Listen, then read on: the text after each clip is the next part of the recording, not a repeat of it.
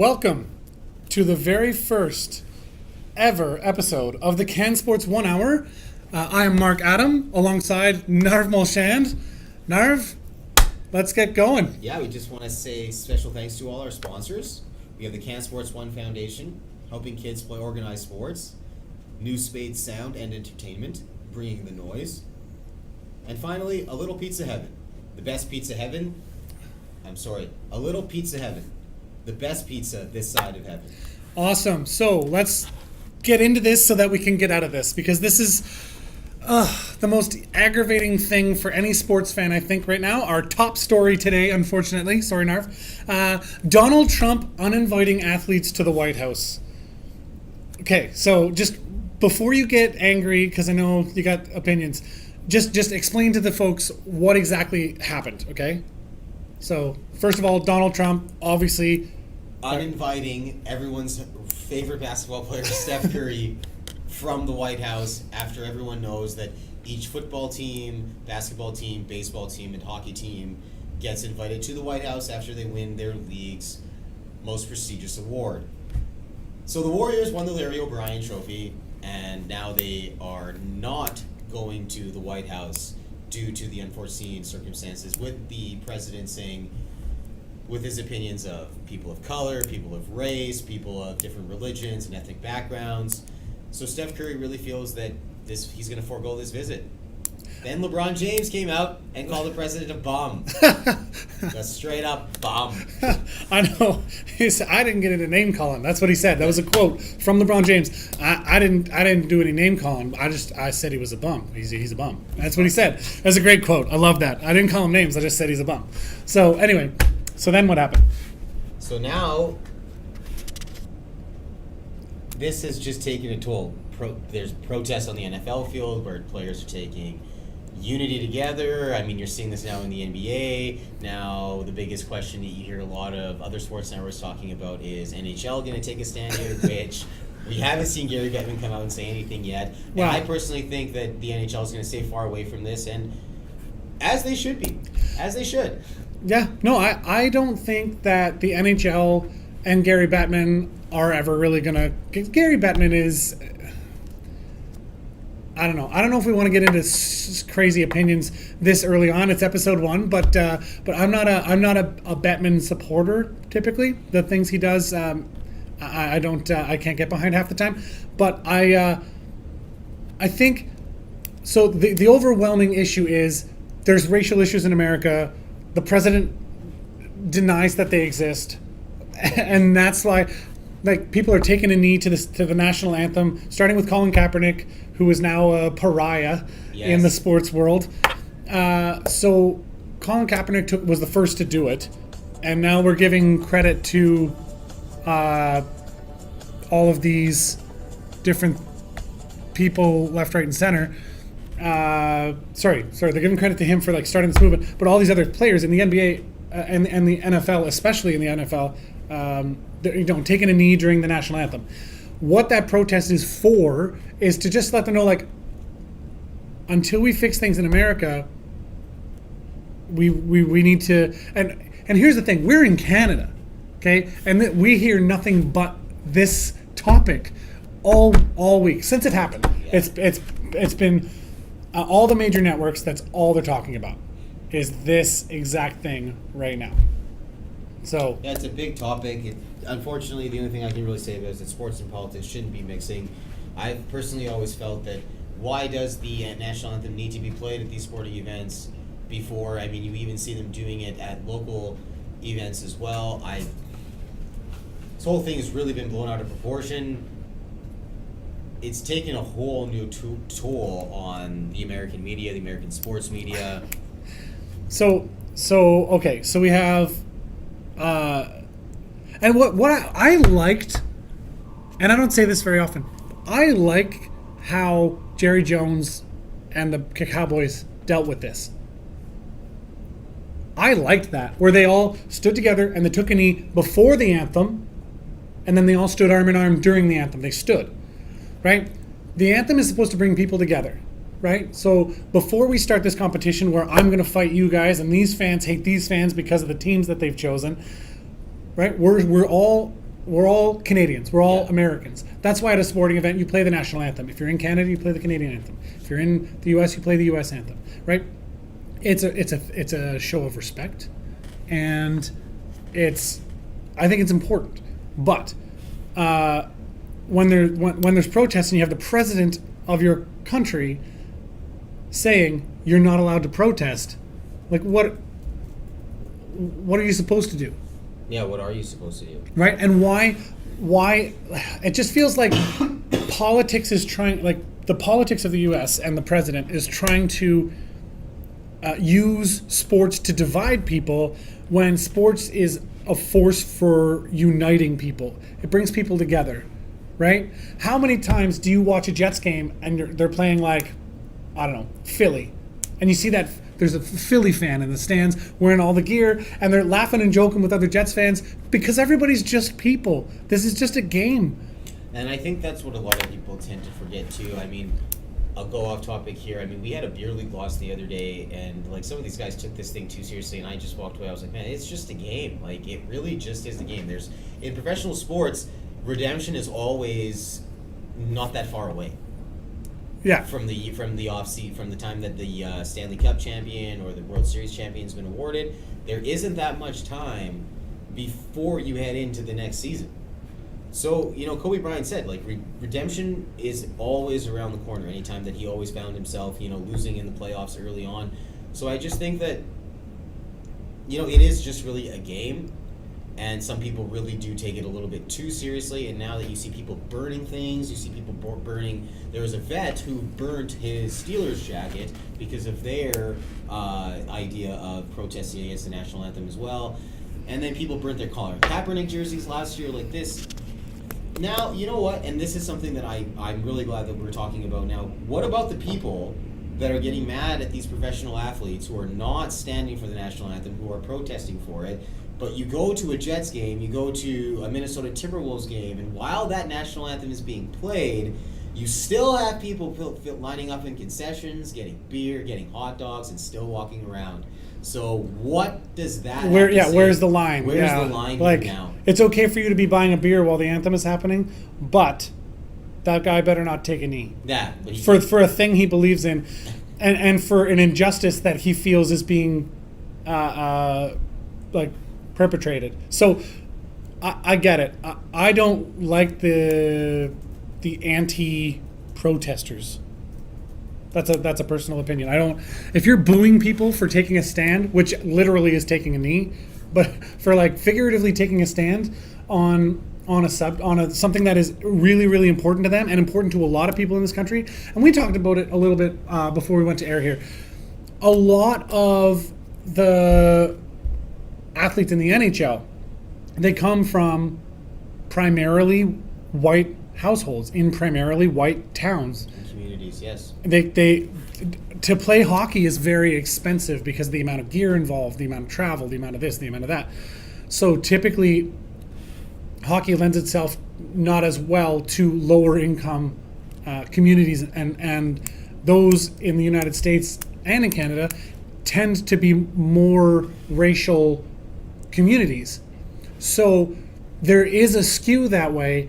So when all of a sudden you have the Pittsburgh Penguins, do they stand with the rest of the sporting world in North America and say, you know what, there's an injustice being done? No. And I think that was not necessarily the right call for the Penguins to make. They're in their accepting of the president's invitation, I think they should have gone the other way and decline the offer. If you're gonna, I mean, half the problem is that the regime in power in the United States isn't hearing these people, and that's why they feel they need to take the knee, so that people notice, so that people talk, so that conversation gets had. The other side of it is that he's acting like a child. Yeah. Hey, Narv, I'm having a party on Friday. Are you going to come? And you're like, I'm not coming to your party. And you're like, well, you know what? You're not invited anyway. It's like, is he still in high school? Like, what's going on? It's like the 12-year-old. So, am I going to get a birthday invitation to Thomas's birthday? Because if I don't, like, Thomas is not going to get invited to mine when my mom and I are riding out the invitations. I invite the Golden State Warriors to come to the White House because that's the tradition. Whether he wants to invite them or not, and whether that was his idea or not, that's been a tradition for a long time now, right? So for him to say like, no, I can't because all of these other things that are being ignored, I'm just not gonna. And then for the president to turn around on a not political side, forget the politics of it, to turn around and say, well, he wasn't invited anyway. He's not invited. Like that's, come on, you can do better. Yeah, you can do a lot better. Like, it just, it's making a mockery of sport, which should never happen. Never happen. No, it really confuses a lot of sports fans as well, I think. I really want the sports to be a thing that brings people together. And when you read this and every day you're just like, oh my God, turn it off, make it stop. Like, how are you so out of touch with what is happening around you? Do you know what I mean? It blows my mind. I can't fathom what is even happening. No, it's a very confusing topic.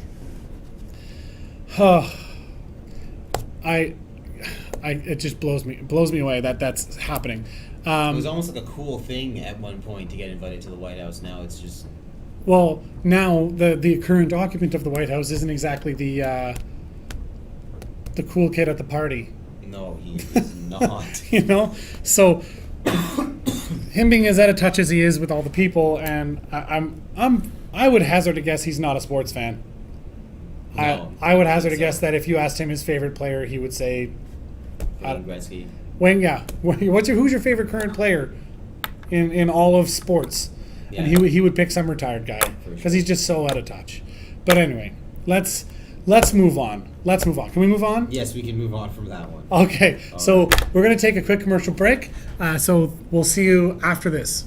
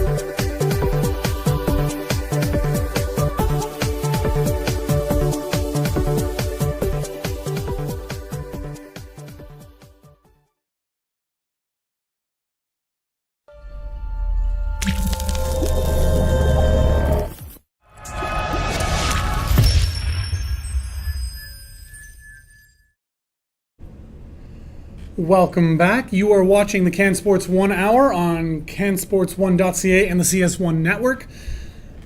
We have a little bit of an ad read for you. This is more of a podcast style show than it is like a full-on TV show. We're doing the web thing. Yep. So we're going to do a little read here. And our sponsor for this segment will be A Little Pizza Heaven. A Little Pizza Heaven is a locally owned Winnipeg business that's been around for over 10 years. We've grown to 3 stores and a food truck in recent years as our delicious crust has been talked about throughout the city, which is actually very true. Yeah. I love the... Oh, it's so garlicky. Anyway, we make our own dough and use fresh ingredients. Come try the best pizza this side of heaven at our flagship Osborne location, 120 Osborne Street, our St. Anne's location, 160 St. Anne's Road, or bring the family or a group of friends to watch the big game at our fully licensed Madison Square location at 1600 Ness Avenue. Yeah, the new one they actually serve beer and stuff. It's like a that's full restaurant inside. It's awesome. That's going to generate a lot of business for them. I'm pretty pumped. All locations are open at 11 a.m. for lunch and go till late every day of the week. Check out our website for more information or to order online, www.alittle.pizzaheaven.ca. All right, so time for a Little Pizza Heaven, yay or nay? So again, a Little Pizza Heaven, best pizza this side of heaven. Here's where we decide whether we agree or disagree with the headline. So we'll read them out, and then we'll go yay or nay, whether we agree, and we'll have a bit of a back and forth as to why we think that. The Warriors, number one, the Warriors. They we talked about it in the segment first. The Warriors decided to decline the President Trump's invitation to the White House. Yay. Also yay. I think we pretty much covered that in the first segment there, but I mean, I think the biggest points are pretty obvious. Yeah. So why are you saying yay? I don't think I think the biggest issue here is I think athletes and people want to get this message across that this president doesn't speak for us, he doesn't speak for me, this is not what we are, this is not what we represent. And, and you see the strength in that stand right now.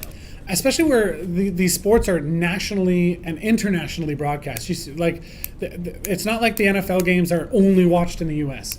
They're primarily watched in the U.S., but the message needs to get out to the rest of the world that we are not all behind this man. No, we are right? Not. And when I say we, I mean Americans. I'm not. And we as Canadians would really like to separate ourselves from that. But that's why I am also yay on the Warriors deciding the President Trump's invitation, or declining the President's invitation to the White House. I am with that 100%. Anything else to add on that? No, I'm right behind you on that. All right, as well. so here's another statement, yay or nay, Narv. You would go visit the White House if you were invited by President Trump? Nay. Nay. Why? Again, like with Ron James saying he's a bum, he pretty much summed it all up for the representation that he has for the American people. I mean, this has just gone way too far, and there's just a lot of people who don't want anything to do with it, don't want anything to do with him or his family or anything to do with the White House or let alone the American politics. That's fair. I'm going to have to go and agree with you and say nay as well. I would not go visit this madman. He sounds crazy. Forget sports. I just don't want to meet the man. Yeah. You never know. You never know what's going on with this guy. But I'm definitely on a nay. But I'm with you there. I think he's so disconnected. All right, question 3. Yay or nay, Narv? You agree with Sidney Crosby and the Penguins' decision to go to the White House? Nay. Why? I personally don't agree with it. If the whole sports world is going to take a stand, then maybe the NHL should take a stand. But it doesn't surprise me that they're going. It just seems that that's something that the NHL... put aside the politics and the race and everything like that going on. I just think the NHL is a league that would publicly try to follow everything by the book and just keep everything going the way that it is.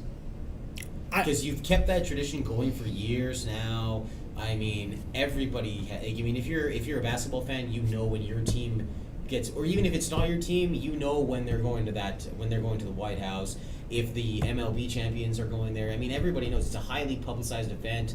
It's a highly, the media is always going to be there. The president, I mean, Barack Obama did a good job for the last 8 years when he had to represent the White House at those events.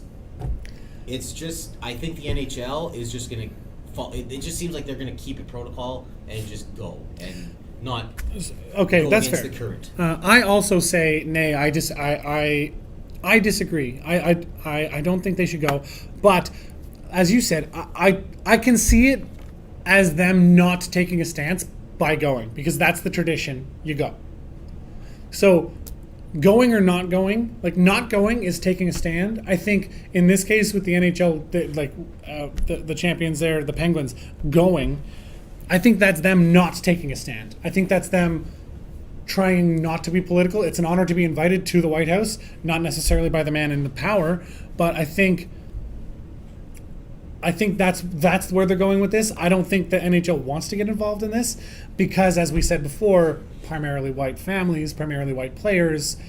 So there's that disconnect, and they're just like, we're just gonna do the status quo. Sidney Crosby's from Cole Harbour, Nova Scotia. Yes. So is Nathan McKinnon. So and I live And 3 streets from there. And you being a homegrown Halifax kid and your family being from there, the tension between the the Cole Harbour District High School that spilled in the 80s to the 90s. There was that gigantic race riot, Right. and they don't want to call it that, but that's essentially what it was. And so I'm acutely attuned to the problems that came from that. School, exactly. So, there was one in the 80s, there was one in the 90s, there was one in the thousands. Now, we're on the topic of Sidney Crosby. These two guys pieced out from Cole Harbour very quickly to go to Shattuck St. Mary in Faribault, Minnesota, just outside of Minneapolis. I don't think these guys are going to want to touch on it, but they firsthand. You have to say that they know that this existed in Cole Harbour. They absolutely do. It's not like they don't know that racism exists in the United States or in Canada, but I think right now and what I do, Joel Ward is looking at possibly taking a knee during the anthem, which would put the NHL under a little bit of pressure to either take a stand or not take a stand, right? Which, as one of the few black players in the league, is a big deal, and I fully support it. I like it. I think if he does it and people are upset about it, I think people have to really back up and look at the situation. And especially him playing in Dallas. Dallas is it's a southern state, so we'll see what happens down there. Yeah, well, I sincerely hope he does. We'll have to take a look and keep on that. But for now, can we just not talk about this anymore? Yes. Let's move on. Number 4. Okay, number 4, moving completely away on a totally different subject. Thank you for sticking with us this far. Okay, number 4, yay or nay, Narv? Aaron Judge's record-setting rookie season, is that impressive? It is impressive. This young man has came into the MLB and he has made some serious noise. He's made a huge impact for the New York Yankees. When the New York Yankees had to deal with Steinbrenner passing away, then they had to deal with Jeter retiring, and then they had all that commotion with Alex Rodriguez, and then they were trying to deal him as well. So, for this guy to come in and give that team some stability in the sense of winning and some camaraderie in the dugout and in that locker room, the Yankees couldn't ask for anything better right now from Aaron Judge. He's lived up to every expectation he has had to coming into the majors. And I'm going to tell you, I'm with you. I say yay and a big yay. I think Aaron Judge is the next big thing in baseball, and the fact that he's on the Yankees has to come as zero surprise. Zero surprise. Zero. No, they spend the money to win. Absolutely, but what's refreshing is that they actually got this guy young. He's a rookie. He's a new kid, untested. You never know what you're going to get with a rookie, and for him to turn around and have a season that he's having and knock those balls over the wall so many times, he literally set the rookie record, which was set by Mark McGuire, asterisk. So. For him to do it like that is absolutely phenomenal. And I think you're never going to be able to look this season over, whether he has a great career or a terrible career. He had an amazing breakout rookie season, unlike ever before. Literally, he's broken the record. You have never seen this before. He is a monster. I am going to tell you, I'm super tired of the all rise jokes that every media outlet. All rise, Aaron Judge. Yeah. I'm over that. I'm like, there's only so far you can take a pun, and they've murdered this one. They really have that one. Yeah, the media, they have a way of killing things sometimes. Yeah, it's just you latch onto that key phrase there, and it ends right there. I'm super glad that he's having the season he has. I'm not by any stretch of this imagination a Yankees fan, but I'm glad that if the Yankees are going to do well, it's because of young blood. It isn't because of bought players. It isn't because of appropriation and just stealing the best talent. This is actually their guy that they went with from the beginning. So, and he didn't come from another team or anything like that drafted him. They haven't had a solid rookie come in through their system since Jeter that they've been able to groom, they've been able to coach, and just say, hey, this is how you're going to do things. This is how we want you to do it. I agree. And with Jeter, like now, I saw a rumor that he's trying to buy a baseball team. I'm just throwing it out there. Was it the Florida Marlins that he was trying to, or the Miami Marlins? Or no, that was LeBron James and David Beckham, their ownership group or something. That's a different story, yeah. Yeah, so I'm pretty excited is what I'm saying. That this young kid gets that chance to play for. It's rare that a talented kid coming up right out of the gate gets to play for a big market team. You don't see, like you saw it with Kobe Bryant, you saw it with LeBron, but LeBron went from team to team to team. Hopefully, it was like Michael Jordan, right? He stayed with one team his entire career. That was his franchise. His franchise, absolutely. Right? And that's what you have to do. I mean, he's going to follow. They're probably going to keep him around. Like they have no intentions on ever shopping this kid or ever putting this kid on the trading block. I mean, look at him. He's a specimen already. Yeah, he's their next Jeter. Like he wants it's a career there in New York. They want him as a Yankee. I don't think you'll ever see him wearing any other colors. Now, we did touch on the asterisks of Mark McGwire. So, next question. Yay or nay? Narv. Athletes should be automatically tested for performance-enhancing drugs when they break milestone records. Nay. The testing should be done like almost once every quarter from the team by itself, and that should be like a league, that the league should come down on each team to keep that there. I mean, I understand that there's going to be steroids in sports. Everybody knows that baseball is probably the dirtiest one out of all four of the four sports major leagues in North America. There's got to be a few honest people out there on some teams that they can keep this. But some teams, when you're talking the amount of money that the Yankees have, when you're talking the amount of money that the Red Sox are throwing around, right? $200 million plus rosters, right? What's the incentive to be honest there? There has to be outside league approval. So I say athletes should be automatically tested for performance-enhancing drugs when they break milestone records. Yay. For sure, yay. There has to be accountability. It has to come from the league. And I think before this kid gets going, before this career has 20 years, and then it's like, I don't know, did he? Was he juicing? Was he not?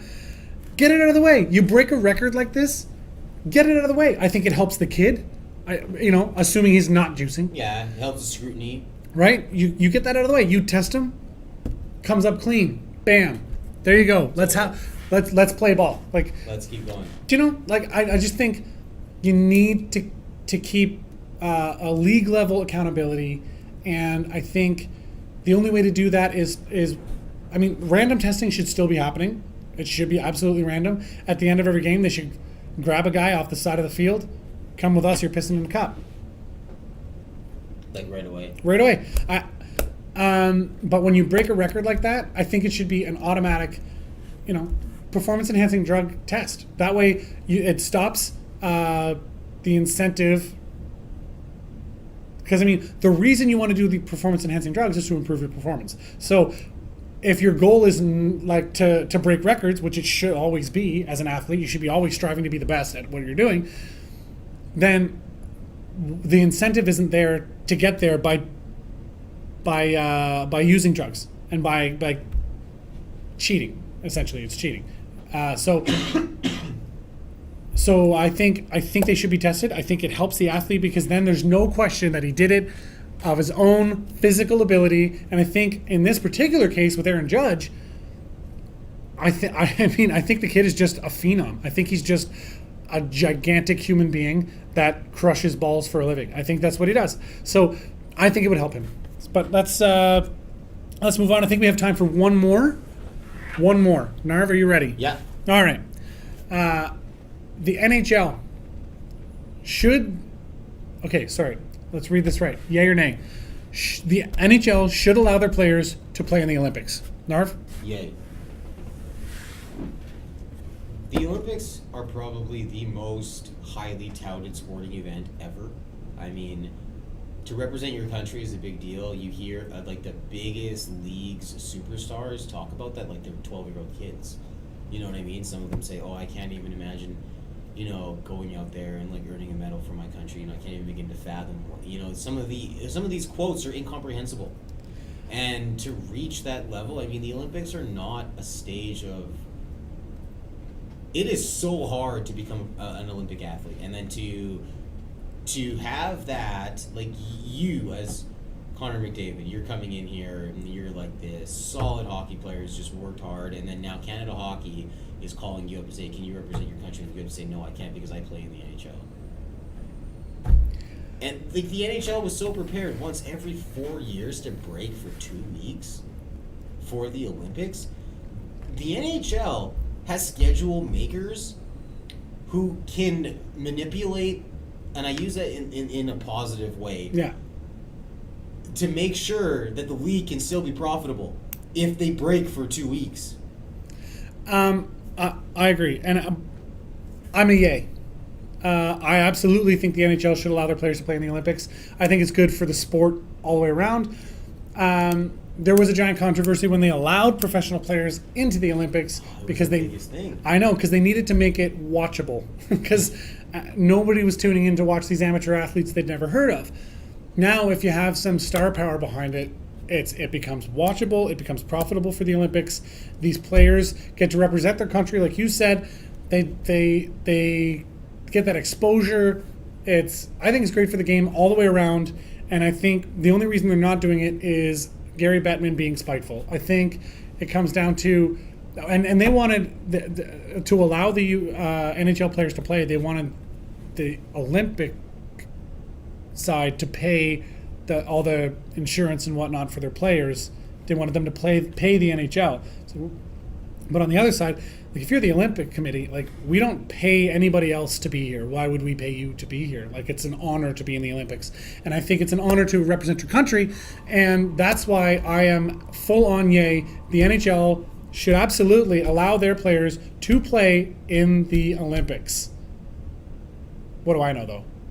Right? Yeah, I mean, the NHL will always be making money. I mean, you're selling a beer that's less than, like, what is it, like 600 milliliters for almost $10? Yeah. I mean, you times that by, like, 16,000 people, and then you go to American markets where they just put the Bell MTS place in the sense of capacity to shame. I mean, the Chicago Sun-Times says that there's only 30,000 hockey fans in Chicago. But they're all at the game. They're all exactly. They're all at the game. They're all at the game. So 30,000 people compared to the 17,000 or 16,000 that we have here. It's just like having like two Bell MTS places in one almost. Yeah, absolutely, and I agree with you. But I really do think that the NHL needs to revisit. The problem is that I think the article just came out that they're not allowing them. I think that's the official word, which is why we wanted to run it by you and I. And unfortunately, the NHL did not agree with us. So. Well, sorry to you hockey fans, you're going to have to watch Team Canada with, and I mean, Team Canada will still be good. That's the funny part there. But anyway, let's move on. Because the AHL players will still get to go. I don't think so. I think because they're NHL affiliate. There you go. So I don't think they're going to be able to go. It's going to be we're back to amateurs basically for Canada. The KHL has no such rules, so you're going to see all those players from over there be able to play. But the professional league in North America is not going to let that go. So let's take a break. You're watching the CanSports1 Hour on CanSportsOne.ca and the CS1 network. So we'll be back after this.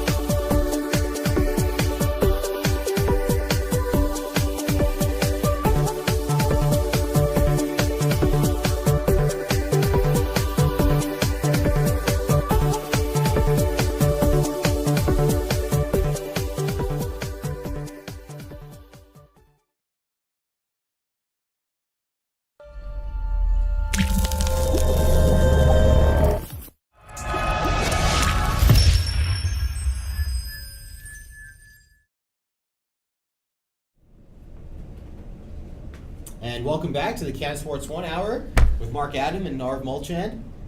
Right now we'll just have another ad read from New Spades Sound and Entertainment. Need a DJ? Hit up New Spades Sound and Entertainment. www.newspades.ca. Let New Spades hook you up with amazing sound for your next wedding, wedding social, barbecue, graduation, pool party, or patio party. By the way, I've seen him perform. He's really good. He's good. Get him on the Snapchat. I mean, this guy will bring the noise. Like he says, he does not shy away from that. We would also like to thank everyone who participated in our most recent Instagram contest. Stay tuned to the website, www.newspades.ca, and check us out on Twitter, Instagram, and Facebook, at New Spades Sound, for upcoming contests and promotions. Check us out online today, www.newspades.ca. New Spades Sound Entertainment, bringing the noise. Time for the noise of the week, brought to you by New Spades Sound and Entertainment. New Spades Sound and Entertainment, bringing the noise. Mark, there was some big noise this week, and in this week we had Dwayne Wade signing with the Cavs.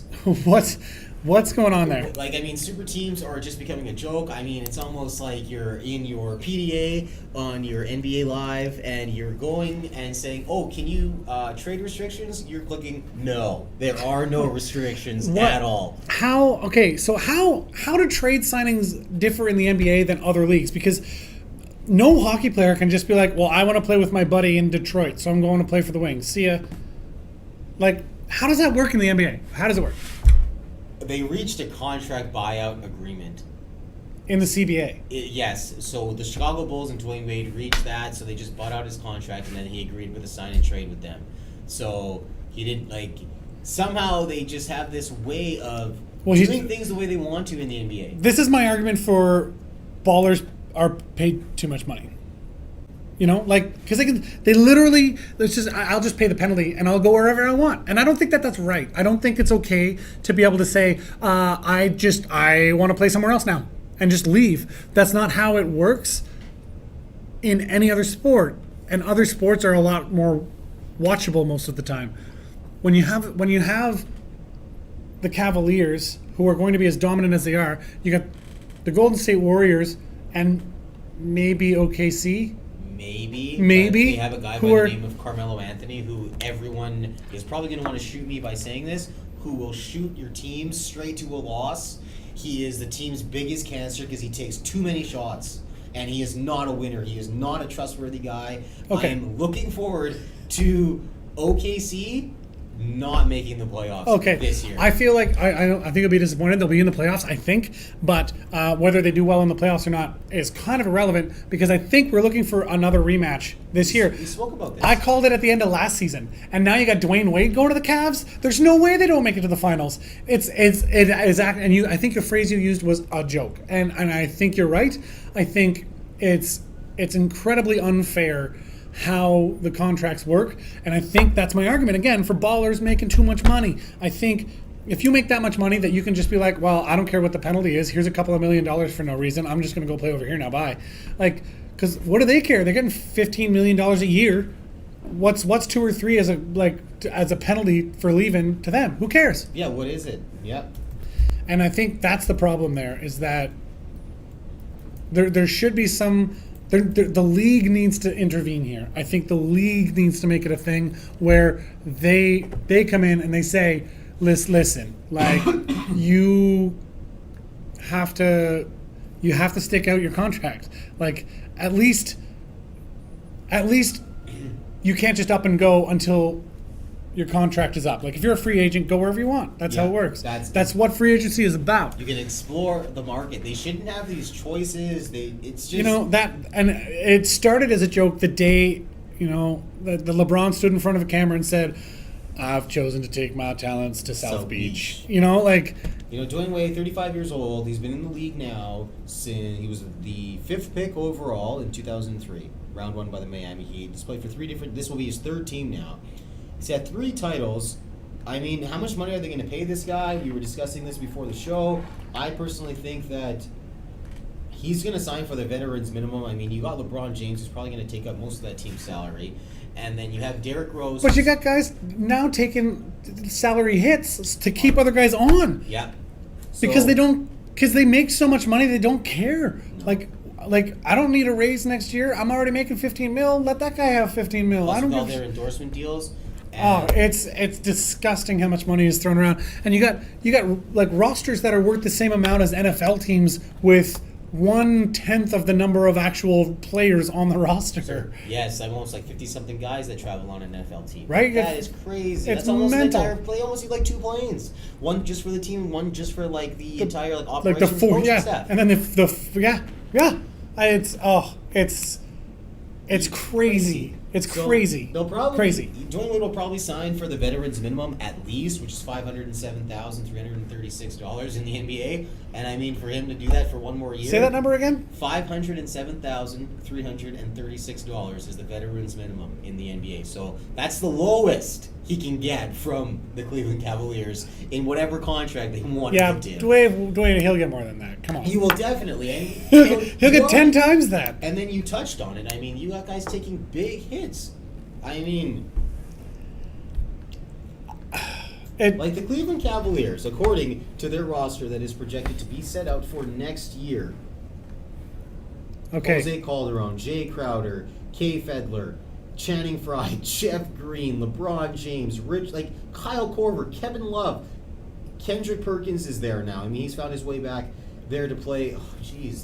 Derrick Rose, you have Iman Shumpert, these guys, if they can actually get it together, like you said, it's going to be a Cleveland Cavaliers and Golden State Warriors rematch. You might as well go to Vegas. Look at the odds now.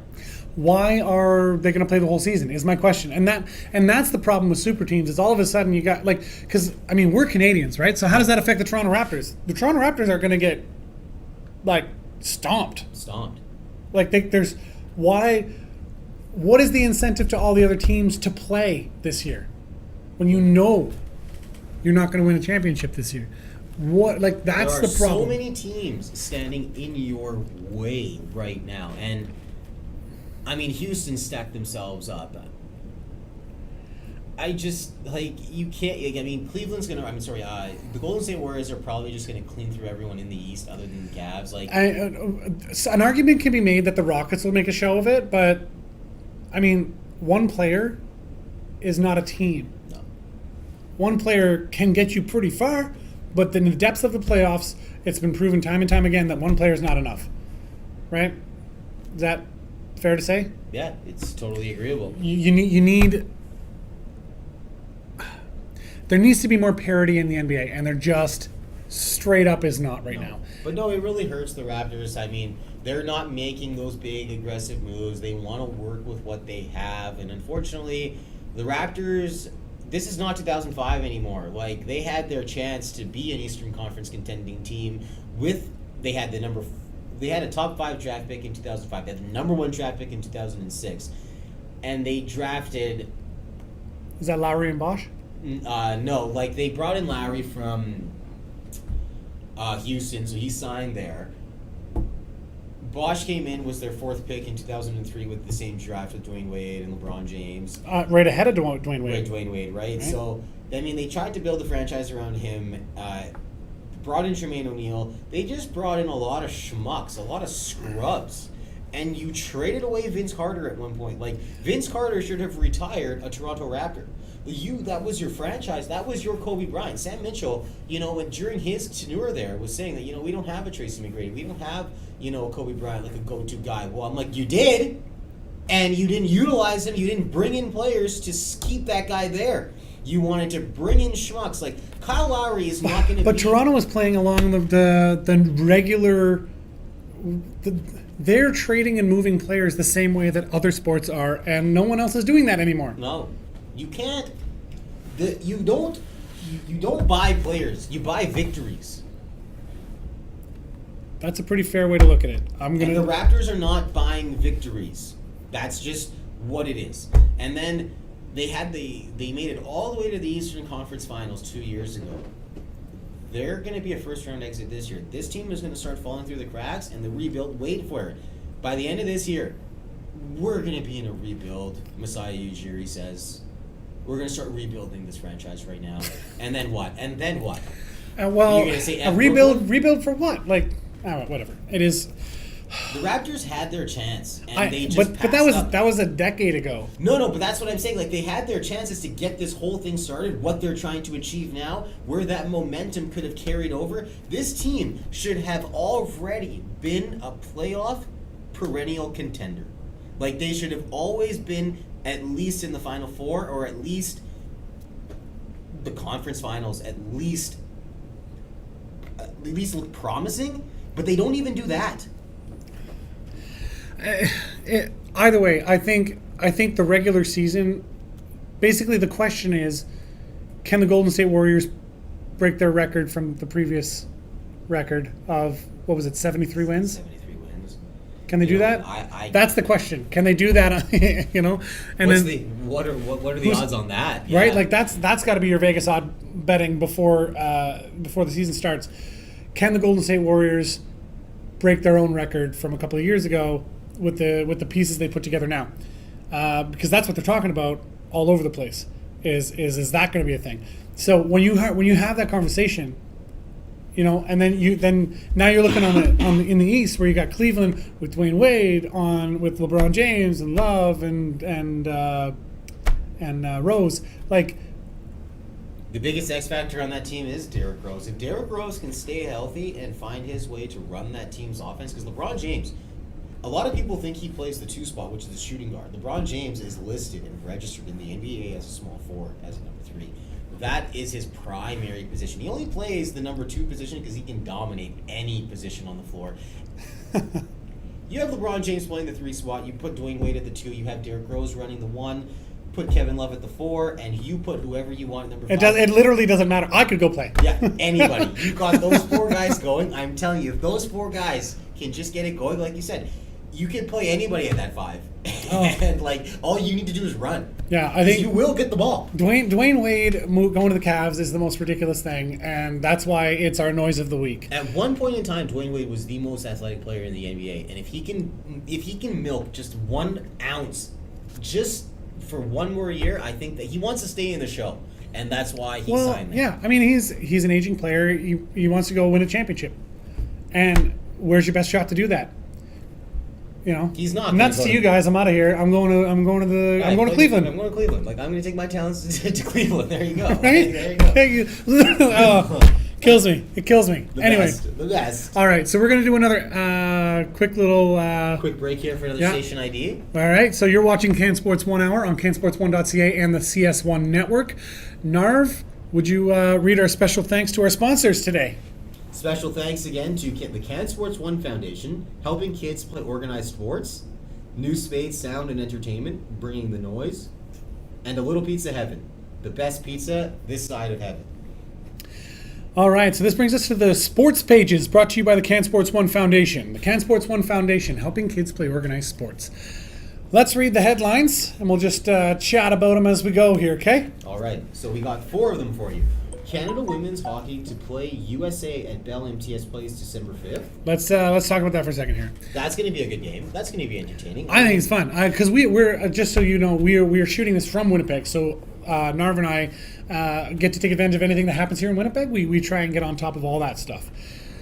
So that them coming here December 5th is going to be a big deal. But it's prep for the Olympics. So it's a bit of an Olympic tune-up for both clubs. They've got a couple of games scheduled, and one of them happens to be here in Winnipeg. So it's pretty exciting for us that we get to actually go see it. Yeah, that would be nice. The Jets aren't here that day. They're hosting their playing visit to the Detroit Red Wings, so it's nice to at least have some sort of hockey that's not NHL hockey at the Bell MTS Place. I mean, the fans are going to go crazy. Everybody in this country loves Canada women's hockey. Everybody does. Canada women's hockey is one of those things where every time it comes on, you're just like, yes, here it is. It's the only. What gets me more jazzed is the World Juniors because you got all that young talent, right? So the World Juniors that's my Hockey Canada bread and butter. But I really do enjoy watching the women's hockey, and when they come to Winnipeg, I for sure will be sitting in the stands watching that. So let's go, Canada. Next is Canadian athletics really fine after disappointing World Championships. So the IAAF World Championships in London, Canada came away with not a single medal. They had in previous years had a number of medals ranging from 5 to 8 per challenge. Yeah, Mark Scheifele was sent on that team, right? Is this the one in Paris? Just this past? No, in London. This is London. Okay, I'm sorry. So like Andre deGrasse. Andre DeGrasse, yes. Neil deGrasse. Different deGrasse. I'm still thinking hockey here. Sorry, no, we're talking yeah. So yeah, no, Andre. We switched sports on you. Sorry about that. So Andre deGrasse went. He was injured. He had a hamstring injury, so he ended up not competing. Derek Drouin, who's a high jumper for Canada, was expected to medal. Had an Achilles issue. And decathlete Damian Warner was one of several Canadians that ended up contracting the norovirus, which is also referred to as the winter vomiting bug. He was quoted as having said, "I was quarantined for 48 hours.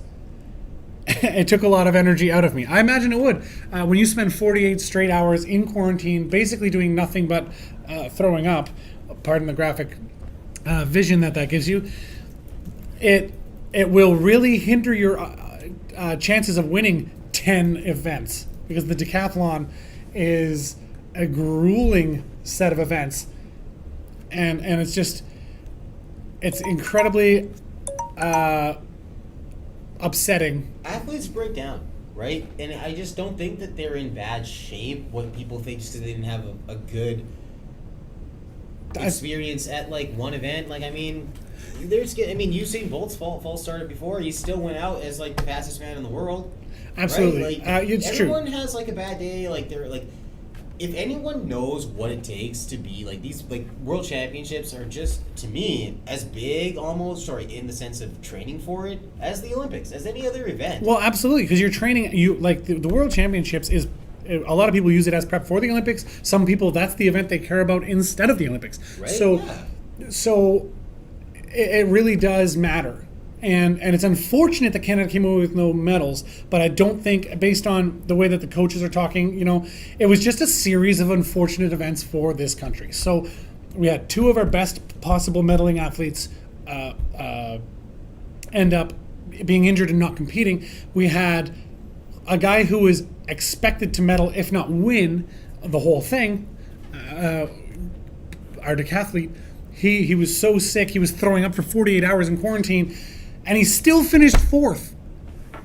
So I mean, come on, like, what are you gonna do, right? Like, it's one of those situations where it's not like he finished 10th. Yeah. So I think saying that Canadian athletics is not fine is an overreaction. Wait, don't let this even be posed as a threat to what they're going to exude come the Olympics or any other event. When they need, no one even knew who Tyson DeGrasse was up until the Olympics, okay? And he showed up, and all of a sudden now Canadian athletics are in good shape. Well, they are. It's not going to change just by this young man having a fourth place finish at an event that, I get it that, maybe these events are just not that important to him. Maybe the Olympics are just more important that he's just there's a bigger goal here at stake. Absolutely. This is, I'm not going to use it as a crutch, but this is like a platform. Yeah. Absolutely. So, athletes break down. You see it all human. the time. They're human. Human bodies get sick. Human bodies get tired. Get hurt. It happens, and for people to overreact like that I think it's just that it's an overreaction. Let's move on. The next headline: Johnny Football will not play in the CFL this season. They were talking about him meeting with the CFL commissioner, saying that protocol has to be met and so on. And I just don't. You know what it is? Beyond, I think that was just something to feed the media. There's just not enough time for this guy to come in and make an impact. The season's already over. Well, yeah. The playoffs are already kind of we're getting set in stone here now, where playoff matchups are going to be set. Like Agreed, right? But at the same time, if you're thinking of taking on a guy like Manziel, you want him in now so that he's used to the Canadian game, especially if you're a team that's not poised to make the playoffs, right? You want him in your system playing, and it was the Ticats that were trying to bring him in Hamilton. So they wanted to bring him in to get him ready for next season, you know? Okay, so then you know what? I agree with you on that. That they should have just let him be a part of this. Let this guy practice. It was the CFL that, because there's some contractual obligations he wasn't meeting, and so the CFL announced that it won't approve a contract for the former Heisman Trophy winner until next season. So their next season. So you know what? And even then, only if he meets certain conditions as stipulated by the commissioner. Randy Ambrose. They know what they're getting involved with here. I mean, yeah. This is talking about a high draft pick going into the Cleveland market who bought a place downtown. Yeah, but but there's also well, that's. It's not like he doesn't have the money. Yeah, but you just knew that he just wanted to be a part of the nightlife. He wanted to be exciting. He wanted to be in the action. He wanted to be in the limelight. So I'm going to read this little section here from CBC.ca. So this report here, this is about his domestic violence charge. An extension was granted. Manziel will remain on the Ticats negotiation list until November 30th, 2017, in part to put in place a process for Manziel and future players who faced allegations of violence against women in the past.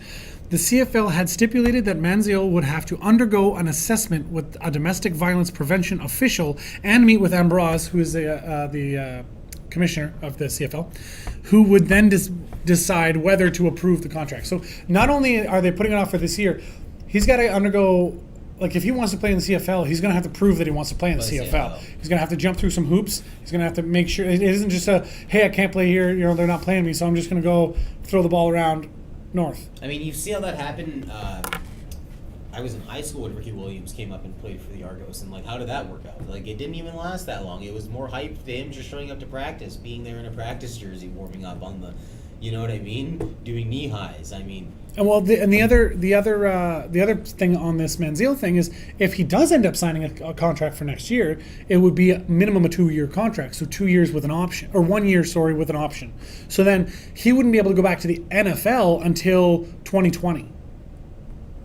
Right, so he won't be eligible to play in the CFL if he wants to until 2018 season, but he won't be able to go back to the NFL until 2020 if that's what his goal is, to get back to the NFL and play as a starter down there. So, it's just an interesting little storyline, and we'll keep up to date on that as it develops. But I think for now it's been written that he won't be playing until next year. So we'll keep our eye on that, and if there's any developments in that story, we will keep you apprised. And the last headline here is a good one. It's almost something I'm really excited to get into topic here with Mark, is sports drinks and energy drinks not good for kids. People on anabolic steroids train harder than people off of anabolic steroids. You go up against a guy on a Gatorade versus a guy off a Gatorade and going into the gym, I'm taking the guy on the Gatorade 100% of the time. I think energy drinks really have energy drinks are just have no business for kids. I don't even think humans should be consuming. Well, there's definitely that. It's not really, energy drinks aren't good for anyone. Anyone, right? Forget kids. Although especially kids, because children are smaller. The amount of caffeine and other, taurine and all that stuff in there that is in those drinks affects kids way more because of their small size. So in May, a teen in South Carolina actually died because of a caffeine-induced heart arrhythmia. Energy drink or sports drinks related, do you think? Apparently this child had chugged an energy drink, drank a large pop and a latte within 2 hours or whatever. Oh my God. So this kid, and it probably wasn't the kid's first go at these drinks, if that's the way they were drinking them. But so the South Carolina teen, the coroner had deemed it was a caffeine-induced heart arrhythmia. So this is what people are doing are talking about now. Pediatricians are super upset at the whole thing, but then you turn around and I played hockey all growing up. I played soccer all growing up. There was always Gatorade on the bench, always. Yeah. So now they're really looking to take a stance on that and make sure that kids aren't being hurt by that. So I think it's good to get the word out there that if children, kids, even teens, water is the best thing for you. I know that you see all of the commercials with all your favorite athletes drinking, Gatorade, but they're adults. You can't beat water in real food. Like, you just can't. You can't. You just can't. It is 100% the best thing for you. Numerous bodybuilders have even said, if you want to get big, like the real legit ones say, you just have to eat a lot of real food. There's no other way around it. We were discussing just last week the truths about junior hockey. And you were saying to me that you find out in juniors if you're going to make it to the NHL or not. Like, that's your window. You know right away. Yeah, you know right away if you have a shot or not. Yeah. So that put it into perspective to me at the gym that I train at. There is a private gym, that a gentleman runs by the name of Terry Hadlow, and he coached Jonathan Toews, Jarek Meach, Eric Fair. Those are three names that went on to earn Stanley Cups. Jonathan Toews, the one being the guy to drive the bus to the Stanley Cup. Yeah, absolutely. Eric Fair and Derek Meach being the guys on the bus. But regardless, they still reached the level of earning one of the most highly, if not the hardest trophy in professional sports to win. Absolutely. And for Fair and Meach, if you're, just to put in perspective, if you are on a team that wins a Stanley Cup, you don't need to be the best player for it to be true that you are very good at what you do. You do, exactly. You really don't. Very good. So what I'm trying to get at here is, if these kids are being pushed, because I see some 13-year-old kids come in there, and they're pushing more weight than I do, okay? And they're, serious about it, and then they're going and they're doing all this aerobic jumping, and then this stick handling, and then after that they're going into this circuit and stuff, and, I just firmly believe that Gatorade and the sports drink aspect still needs to be in it to an extent. It's not the only thing that these kids can depend on, but you hear about it. Water is 75% of your body. I drank 2 liters of water before a basketball game, and 2 hours before, and I don't think I've ever performed like that before. So water absolutely works. Gatorade works very well to replenish electrolytes and all that kind of thing, and it's great. And the argument is sports drinks like Gatorade, Powerade, and other ones, are they helpful? Absolutely they are. They are. But they're really bad for kids. Because the amount of sugars in them, they lend themselves to hurting in a childhood obesity sense. There's all kinds of problems with them. What pediatricians and what doctors are trying to get kids to do is switch to water. And if you're not an athlete, you probably shouldn't be consuming it then. That's the way I kind of look at it. Absolutely, you shouldn't. Yeah, if you're not an athlete, why are you doing any of that? You should just be drinking your juice, water, milk, and if you want to have your soda, have your soda. But that's the thing, right? It's if you're not an athlete, it's why are you taking creatine? Why are you, or if you're not bodybuilding, for example, right? Why would a non-bodybuilder be? You really have to be really careful with what you put in your body, especially when you're talking about kids, because again, children are smaller. Their bodies obviously are more susceptible because how small they are to the number of toxins that they're putting in their body. So it's why you see Buckley's kids and Buckley's adults. There you go. There's different chemicals. Absolutely, 100%. That said, let's move on. Let's end this whole segment with a talk about our charity, which is the CanSportsOne Foundation. We've mentioned it a couple of times, helping kids play organized sport. Let's talk about that for a sec. What we are doing with the charity is we are raising money, and we are going to have a selection process for kids with a certain criteria. The kids will apply to our program, and we will sponsor them for the whole year. If they meet our criteria for that year, as in their grades stay at a certain level, and they stay out of trouble. There's no responsibilities, and with parents and so on. There's right? gonna be guidelines and substance abuse, all that kind of thing. If they follow our guidelines, the following year we'll sponsor them again. We want to enable kids who otherwise couldn't afford to continue playing sports that they love, organized sports. So that's what we're here to do, and that's why it's a good lead-in from the energy drinks. Talking about kids, like let's help some kids. So if you go to the website CanSportsOne.ca, you can see there's a link for the charity. You can have a read about what we're doing, and we're going to be adding very soon a way to actually donate right on the website. And once we get it all squared away, we'll be starting selection for our first sponsoree. As right I away. get older, like the dream, like, oh man, I should have focused on becoming a sponsored athlete. Now we're gonna hopefully make that happen for some kids, and that would be great. Absolutely, and it doesn't matter what the sport is, be it hockey, which can be extremely expensive, as we talked about, Or it can be soccer. can be soccer, can be something a lot less pricey. But sometimes the registration fees. You're a ping pong player. Yeah. Like, but here it is. Like, I played sports growing up. You play sports. It costs money. There's away tournaments. There's gas to the games. There's hockey practices. There's all these things, and sometimes parents just can't afford it. They just can't do it. And that parents, guardians, they're doing what they can, and we want to give the best opportunity to these kids as we can. So help us out. Go to the website CanSportsOne.ca, share it, and we would really appreciate that. That's it for me this week. Are you anything else to add there, Narv? I hope next week we can touch on the NBA making the jump to having their sponsors on their jerseys now, if that's going to be an issue for jersey sales compared to the past where you didn't see that before. Now with them having to sell jerseys that way, I wonder how fans are going to be receptive to that. It's like they do it in Europe, right? Like it's a very the European. I don't know if you ever watch European hockey or the double IHF. They're loaded with sponsors. Sponsors everywhere. Your They'll take pads, your helmet, I've never heard of Skoda. I'm surprised that it isn't right across the visor half the time. Like it's pretty pervasive, the advertising. So we'll talk about that for sure. Secondly, the more and more I get involved and immerse myself into the NHL, I start to find by American Thanksgiving, the playoff picture is pretty much set.